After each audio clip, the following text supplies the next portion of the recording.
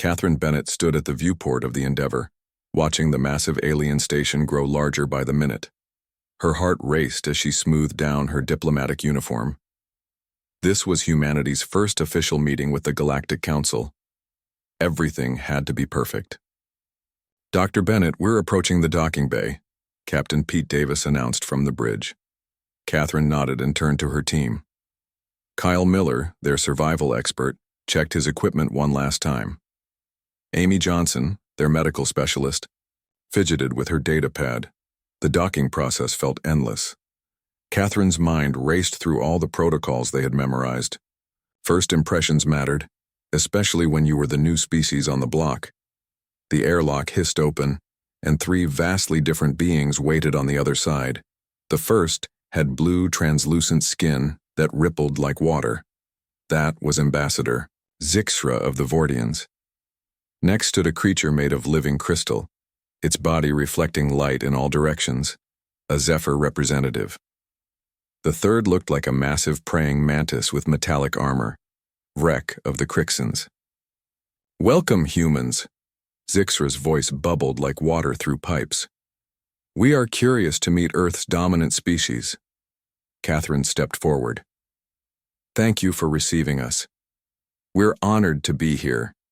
The crystal being chimed in with a sound like whined through glass.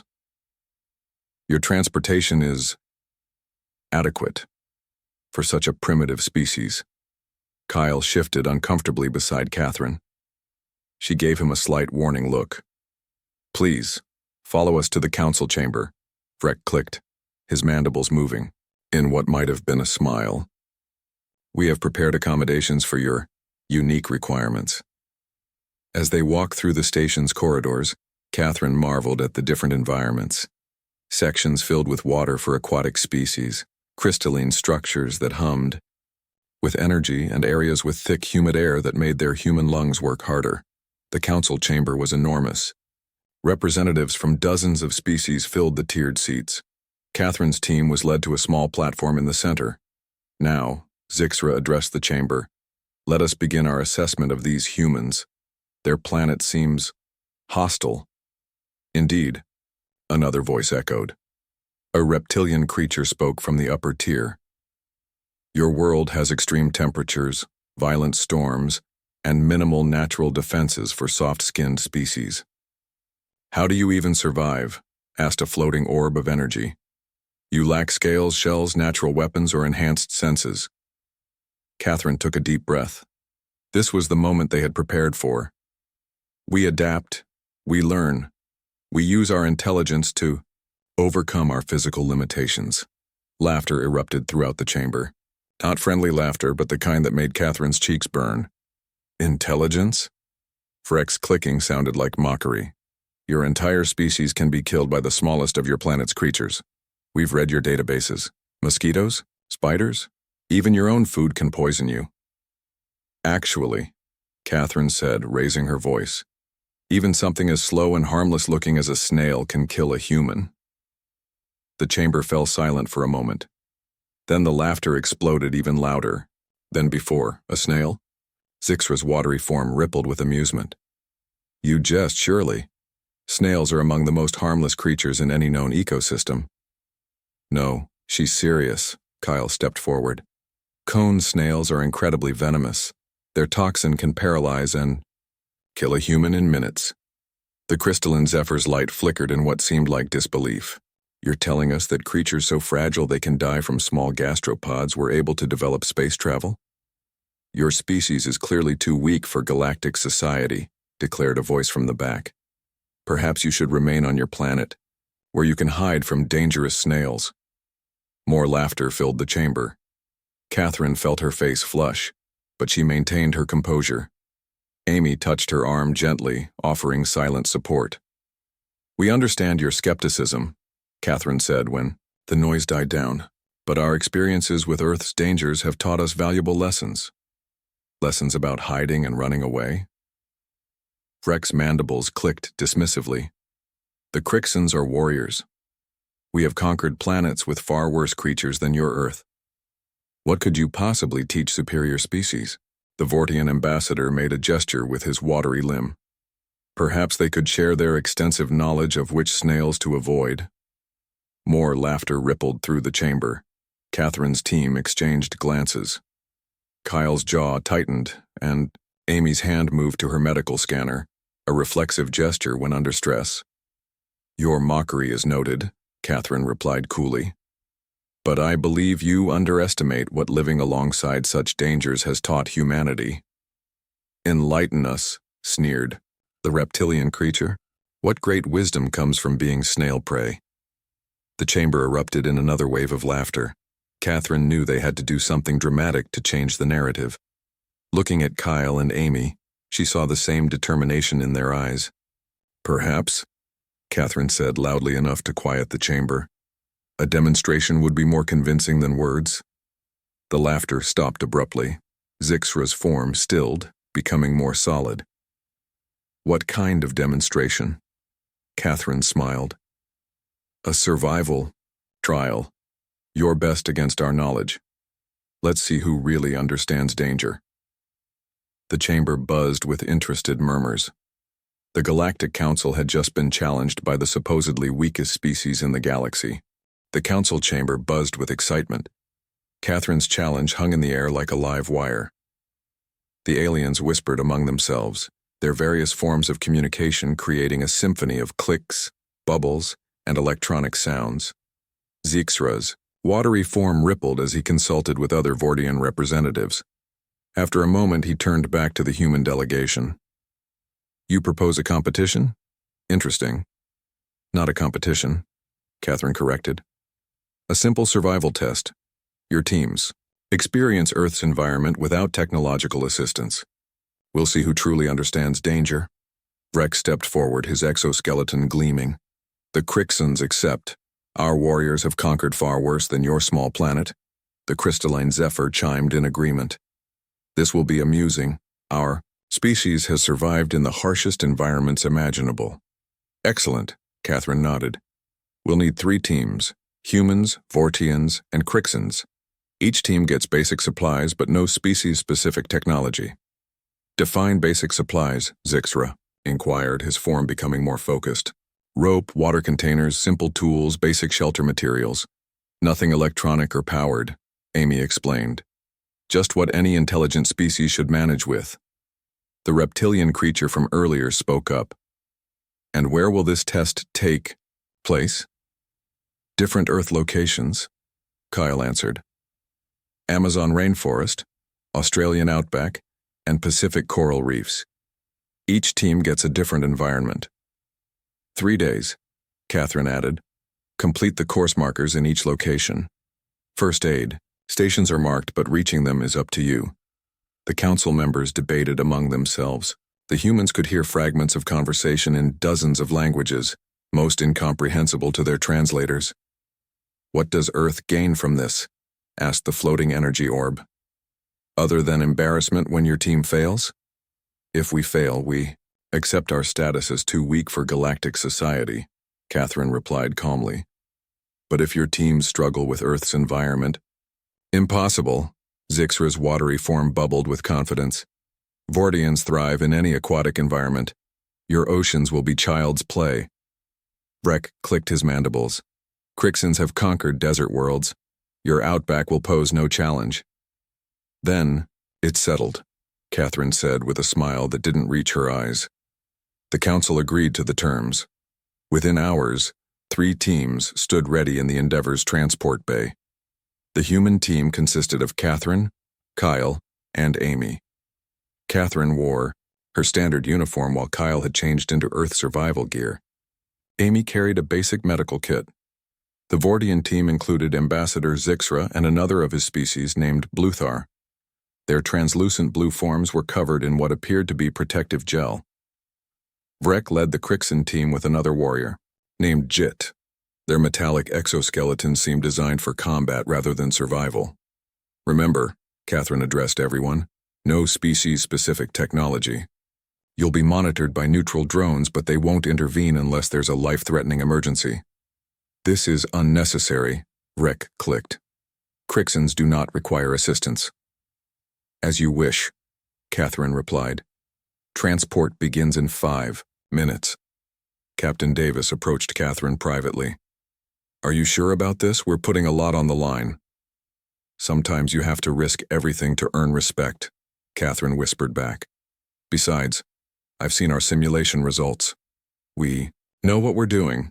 The transport beams activated. Catherine felt the familiar tingle of molecular reorganization as they materialized in the Pacific region. Warm air hit her face, and she could smell salt water and tropical vegetation. Location Alpha confirmed. Her communicator buzzed.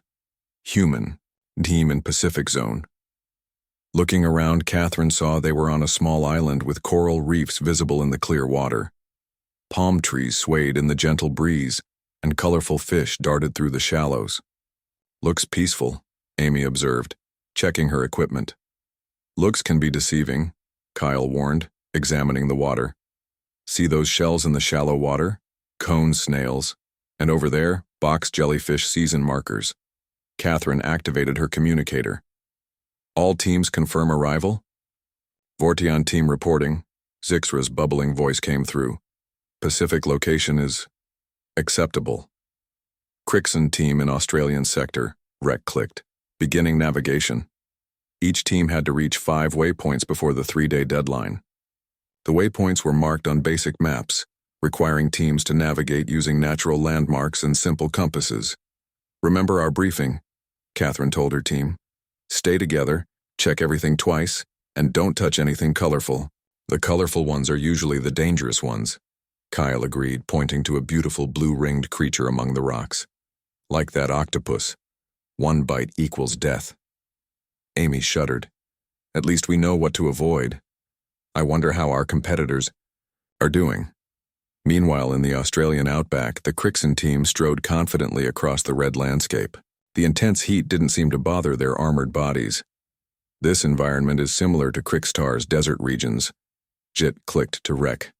Though smaller and less challenging, Rec agreed. No acid storms or molten rock flows. Earth truly is a gentle planet. They marched forward, unaware of the bullet ant colony they were approaching. The insects, barely visible against the red soil, prepared to defend their territory. In the Amazon rainforest, the Vortion team moved through the humid air. Zixra's watery form retained moisture better here, making him more comfortable. The density of life is impressive, Bluthar observed, his form shifting to take in more of the environment. But nothing compares to the deep trenches of Vortis Prime. Agreed, Zixra replied. Though these terrestrial creatures are amusing, look at this colorful one. He gestured toward a tiny frog, its skin glazed with vibrant blues and yellows. The poison dart frog sat innocently on a leaf, its warning colors meaning nothing to beings who had never evolved alongside such creatures. The games had begun. Earth was about to show the galaxy why humanity's greatest defense was not strength, but knowledge born from surviving alongside the planet's hidden dangers. Catherine's team moved carefully along the Pacific beach. The morning sun made the water sparkle like diamonds, but they knew better than to be fooled by beauty. First waypoint should be around those rocks. Kyle pointed ahead, consulting his compass. Watch your step through the reef pools. Amy spotted something in the shallow water. Look at that shell. It's beautiful. Don't touch it, Catherine warned quickly. That's a textile cone snail. See the geometric pattern? It's one of the most venomous creatures on Earth. They gave the cone snail a wide berth. Catherine noticed how the aliens had laughed at her. Warning about snails. They would learn. Check your boots before walking, Kyle advised. Stonefish like to hide in the sand. Step on one and you'll wish for death. They continued along the beach, carefully avoiding anything that looked remotely dangerous. Catherine's knowledge kept them safe, turning what could be deadly encounters into successful navigation. Meanwhile, in the Amazon rainforest, Zixra and Bluthar pushed through thick vegetation. The humidity was starting to affect even their water-based biology. The air here is thick with moisture, Bluthar observed. Surely this makes dangers easier to detect. Indeed, Zixra agreed. Unlike the complex pressures of deep ocean trenches, This environment seemed straightforward. They approached a stream, seeking to replenish their water containers. Zixra extended a watery appendage to test the water quality. "The water seems clean," he reported. "No dangerous chemicals detected." Neither Vortian noticed the thin, almost invisible spider sitting on a leaf near the water's edge. The Brazilian wandering spider, one of Earth's most venomous arachnids, waited patiently. Bluthar bent closer to examine the stream. His face passed within inches of the spider, who mistook the movement for a threat. In a flash it lunged forward, sinking its fangs into Bluthar's translucent skin. "Bluthar!" Zixra bubbled in alarm as his companion's form began to distort. The venom was already working through his system. In the Australian outback, the Crixon team maintained their confident pace. The sun beat down mercilessly, but their exoskeletons protected them well. "The next waypoint is beyond that ridge," Vrek announced, checking his map. "This terrain poses no challenge." "Our ancestors conquered worse," Jit agreed, clicking his mandibles. "At least this desert has no acid rain." They climbed the rocky slope, their metallic armor clanking with each step. At the top, they decided to rest briefly in the shade of some large boulders. Vrek settled against the rocks, unaware he was disturbing a colony of bulldog ants. These weren't ordinary ants. Known for their aggressive nature and painful bites, they began streaming out to defend their territory. "What are these tiny insects?" Jit clicked curiously as the first ants appeared. "Irrelevant," Vrek dismissed them. "Our armor protects us from all earthly threats." The ants found the gaps in their armor. Despite their sophisticated design, the Crixon exoskeletons had ventilation points and joint seams. The ants moved with military precision, attacking these vulnerable spots. "Interesting coordination," Vrek noted as more ants joined the assault, "but hardly dangerous." His words cut off as hundreds of ants bit simultaneously, their jaws, proportionally stronger than any other insect on Earth, pierced through skin. The pain was immediate and intense. Back in the Pacific, Catherine's team had successfully reached their second waypoint. They found themselves near a coral formation where the water looked particularly clear and inviting. "Beautiful," Amy commented, admiring the colorful coral. "It looks safe enough to collect some water." "Wait," Catherine cautioned. "See those small jellyfish? Irukanji. They're almost transparent and smaller than your thumb, but their sting can kill." Kyle studied the water more carefully. "And there, that blue-ringed octopus. Gorgeous colors, deadly venom." "How do you spot these things?" Amy asked with amazement. "I didn't see either until you pointed them out." "Years of evolution," Catherine replied. "Humans who couldn't spot danger didn't survive to have children. Our entire species learned to see these threats. They found an alternate water source, avoiding the dangerous creatures entirely. Their progress remained steady while their competitors struggled. In the Amazon, Zixra supported the weakened Bluthar. The spider venom was causing severe reactions in his water-based physiology. "We must reach the emergency station," Zixra decided, his form rippling with concern. But which direction? Their confidence from earlier had evaporated. Every leaf now seemed to hide a threat. Every sound made them pause. The rainforest that had appeared simple was revealing its true nature. "There," Bluthar pointed weakly. "Movement in the trees." What they assumed was help turned out to be a troop of howler monkeys. The loud calls attracted attention they didn't want. In the Amazon, noise brings predators. Back in the outback, the Crixon team had retreated from the ant colony. Both warriors were covered in painful bites, their armor now a hindrance rather than protection. "This is impossible," Jit clicked through his pain. "These primitive insects shouldn't be able to hurt us." "The venom affects our neural pathways," Vrek admitted reluctantly. "Our biology didn't evolve alongside such creatures." They limped forward, their progress now measured in meters rather than kilometers. Every step brought new caution, as they finally began to understand what humans had always known. Size doesn't determine danger. In the Pacific, Catherine's team maintained their careful approach. They had avoided cone snails, stonefish, blue-ringed, octopuses, box jellyfish, and sea snakes. Their progress was steady not because they were stronger, but because they knew what to fear. "Third waypoint ahead," Kyle announced, "just beyond that rock formation."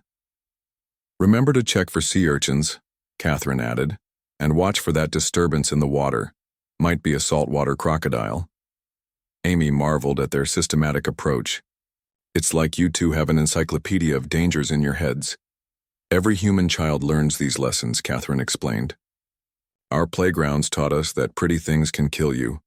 Our backyard taught us that small things can be deadly. Our culture developed around respecting what others might dismiss." The monitoring drones silently recorded everything.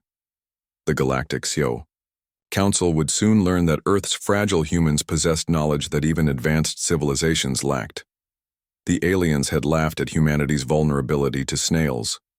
They weren't laughing anymore.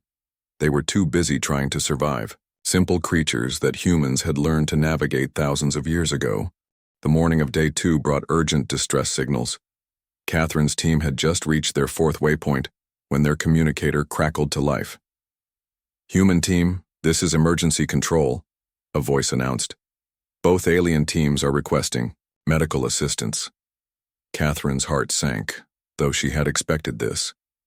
"What's their status?" "Vortian team member critically injured by spider venom. Crixon team experiencing severe allergic reactions from multiple ant bites. Permission to extract?" Catherine looked at Kyle and Amy. They had proven their point, but lives were at stake. "Maintain monitor, we're going to help them." "Catherine, are you sure?" Amy asked. "This could prove our point." "People don't need to die to prove respect." Catherine cut her off. "Give me their coordinates." Within an hour, they had redirected toward the Vortian team's location. The Amazon rainforest was only accessible by boat from their position, but Catherine knew these waters. Meanwhile, in the rainforest, Zixra was frantically trying to help Bluthar. The spider venom had caused respiratory distress, and Bluthar's form was becoming unstable. "Stay coherent," Zixra urged, his own form flickering with stress. "The humans are coming with medical assistance." "Humans?" Bluthar managed to bubble. Why would they?" "I don't know," Zixra admitted, "but our pride may have cost us dearly." The human team navigated through treacherous waters, avoiding further dangers. Catherine guided them expertly, pointing out risks that would have delayed or injured unprepared travelers. "There's their signal," Kyle announced, pointing to a clearing ahead. "How do we approach safely?" "Follow my lead," Catherine said. "Watch for ground creatures and hanging vines. Nothing sudden." They found. The Vortian team huddled near a stream. Bluthar's form was barely holding together, his translucent structure pulsing erratically. "Stay back," Zixra warned as they approached. "He may be contagious." "We brought anti-venom," Amy interrupted, kneeling beside Bluthar. "The spider likely injected neurotoxins. Can he process human medical compounds?" "I don't know," Zixra admitted. "Our medical knowledge doesn't cover Earth biology." Amy worked quickly, adapting human treatments for Vortian physiology. Catherine helped stabilize Bluthar while Kyle kept watch for further dangers. "Why are you helping us?" Zixra asked during a quiet moment. "We mocked your species, called you weak." Catherine looked up from her work. "Because that's what humans do. We help each other survive. It's how we've always dealt with Earth's dangers." Slowly, Bluthar began to stabilize. His form stopped fluctuating, and his breathing normalized. Amy's treatments had worked. "We should check on the Crixon team," Kyle suggested, once Bluthar was stable. "If their reactions are severe." Catherine nodded. "Can you two make it to the extraction point?" she asked the Vortians. "Yes," Zixra replied, his form more solid now. "Thank you. We misjudged you." The human team headed toward the Crixon location. The Australian outback was accessible by a combination of water and land routes, which would test their survival skills further. In the outback, Vrek and Zit were in serious trouble. The ant venom had caused their nervous systems to malfunction. Their exoskeletons, once a source of pride, now trapped the swelling within. The armor, crushing us. Zit clicked weakly. Can't remove. Joints locked. Humans are coming, Vrek managed. Strange. They should be celebrating our defeat. Hours passed. The Crixin team grew weaker, until finally, they saw 3 figures approaching across the red landscape. Catherine's team moved efficiently across the difficult terrain. They had encountered dangerous snakes, extreme heat, and dehydration risks, but their knowledge kept them moving forward. Found them, Kyle announced, pointing to the distinctive metallic forms ahead. They look like they're in bad shape. Approaching. Cautiously, they assessed the situation. Both Crixins were swollen beneath their armor, breathing labored. The armor needs to come off, Amy diagnosed quickly. The swelling will kill them if it's contained. But how? Catherine asked, examining the complex exoskeleton design. It looks integrated with their bodies. Kyle studied the joints carefully. There are manual releases for emergencies. See these markings? Every warrior species has them. Working together, they managed to unlock the armor segments. As pressure released, both Crixins breathed easier immediately. You knew our armor. Design? Vrek clicked in amazement. How? Humans study everything, Kyle replied, applying topical treatments for the ant stings. It's how we survive. Knowledge about others keeps us alive. Amy administered anti-inflammatory compounds, adapting them for Crixin biology. Like with the Vortians, their medical knowledge proved flexible enough to help alien physiology. As the Crixins recovered, Rex spoke to Catherine. We called you fragile, weak, yet here you are, saving us from creatures we deemed insignificant. That's the irony, Catherine replied gently. We're not weak, we're careful, we're knowledgeable. Every human child learns that small things can kill you. Every human knows that beauty can hide danger.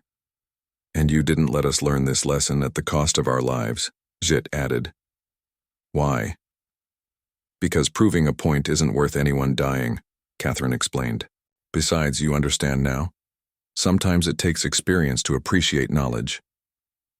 The 2 Crixin warriors looked at each other, then back at the humans who had saved them. Their entire worldview was shifting. Your species has wisdom we lack, Vrek admitted. Not because you're smarter, but because Earth taught you different lessons. As evacuation teams arrived for both alien teams, Catherine's group prepared to complete their own challenge. They had 4 waypoints down, 1 to go. Will you complete your trial? Zixra asked as they prepared to leave. You could claim victory. Now? We started something. Catherine smiled. We finish it. That's also how humans do things. The aliens watched with newfound respect as the human team headed toward their final destination. They had seen humanity's true strength, not in technology or physical prowess, but in the wisdom gained from living alongside danger for thousands of years. 3 days later, all teams stood in the Endeavor's main assembly hall. The alien teams had recovered, though bandages and medical patches showed evidence of their ordeal. Catherine's team stood quietly to the side, having completed all 5 waypoints without incident. The Galactic Council convened immediately, their chamber filled with murmurs of discussion. Ambassador Zixra's form had regained its stable blue color, though he moved more cautiously now. Rek and Zit stood with their armor cleaned and polished, but both carried themselves with less arrogance than before. The survival trials are concluded, announced the Council's lead representative, a floating energy orb. All teams have returned safely, thanks to the intervention of Team Human. The chamber filled with complex sounds as various species discussed among themselves. Catherine noticed many aliens looking at her team with different expressions than before. Curiosity replaced mockery, interest replaced dismissal. Zixra stepped forward to address the council. The Vortian delegation wishes to make a statement. Proceed, the energy orb responded. We underestimated the human team, Zixra began, his voice bubbling with what sounded like embarrassment. We thought their warnings about dangers were signs of weakness. We were wrong. He turned to face Catherine's team directly. Your knowledge saved Bluther's life. Without your understanding of Earth's toxins and your medical adaptability, we would have lost a team member. The Crixan delegation also requests to speak, Vrek announced, clicking forward. His mandibles moved in what was definitely not threatening this time. We pride ourselves on warrior strength. We conquered desert worlds, fought in acid storms, survived molten rock, but Earth's small creatures brought us to our limits. Jit added, the humans didn't just save us, they taught us. Every danger they avoided, they shared the knowledge. They never said, we told you so. They just helped. The crystalline Zephyr chimed in unexpectedly. Query: how did humans develop such detailed knowledge of their planet's dangers? Catherine stepped forward, sensing this was the moment to explain. It's simple, really. Every human child grows up learning what can kill them. Our fairy tales warn about poisonous plants. Our nursery rhymes teach us to check our shoes. Our games involve spotting hidden dangers. This education is universal? Asked the reptilian creature from before. Yes, Amy answered. In Australia, children learn about drop bears and funnel web spiders. In America, they learn about rattlesnakes and poison ivy. In Japan, they learn about pufferfish and mountain leeches. Every culture developed traditions around survival. Kyle added, we don't have natural armor or venom resistance. We adapted through knowledge. Our ancestors who couldn't spot dangers didn't survive to pass on their genes. The council murmured among themselves for several minutes. Catherine noticed, even the most dismissive members seemed thoughtful now. The human delegation has proven their point, the energy orb finally announced. However, the question remains, what role should Earth play in the Galactic Council? Before Catherine could respond, Zixra spoke up again. With respect, the question answers itself. Humanity possesses what we call danger wisdom. They understand threats we've never encountered because our evolution protected us differently. Vrek clicked in agreement. The Crixans fought physical battles to dominate our enemies. Humans fought knowledge battles to understand and coexist with theirs. Both approaches have value. Indeed, added Bluthar, his form steadier now. When we face unknown alien environments, don't we need both strength and wisdom? The council deliberated further. Various species offered insights, but the tone had shifted completely from the first meeting. No one laughed at human vulnerability now. Very well, the energy orb announced. Earth is granted full membership in the Galactic Council. Furthermore, we propose that human knowledge specialists be included in all first contact and exploration missions. The chamber erupted in approval across multiple languages and communication forms. Catherine felt a mix of relief and pride as her team was officially welcomed into galactic society. Days later, Catherine stood before a mixed audience of humans and aliens presenting Earth's official welcome package to the galaxy. Children from various species sat in the front rows, their various eyes, sensors, and appendages focused on her presentation. Today, we're going to learn about Earth's most beautiful dangers, she began, holding up holographic images. This tiny, blue-ringed octopus can kill with a single bite. This colorful frog's skin secretes deadly poison. And yes, this pretty cone snail can paralyze a human in minutes. Small tentacles, claws, and appendages raised throughout the audience as alien. Children asked questions. Their parents, many of whom had learned hard lessons during the trials, listened attentively. Remember, children, Catherine continued, danger and respect go hand in hand. When we understand what can hurt us, we learn to live safely alongside it. After the presentation, Zixra approached Catherine privately. Our children will now learn what ours never had to, that small things deserve big respect. And hopefully, Catherine replied, they'll understand that knowledge isn't weakness. It's the greatest strength any species can develop. Vrek joined, them, clicking softly. We've added human survival courses to our warrior training. Our fighters will learn to respect as well as conquer. Catherine smiled at both former skeptics. That's all we ever wanted. For others to understand that surviving alongside danger teaches you things no amount of armor or strength can match. News spread throughout the galaxy about Earth's unique approach to danger management. Suddenly, human consultants found themselves in high demand for planetary surveys and first contact missions.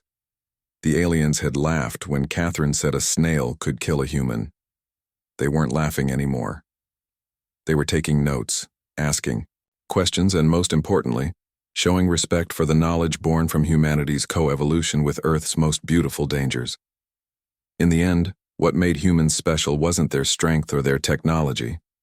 It was their hard-won wisdom about living safely in a dangerous universe, one snail, one spider, one small deadly creature at a time.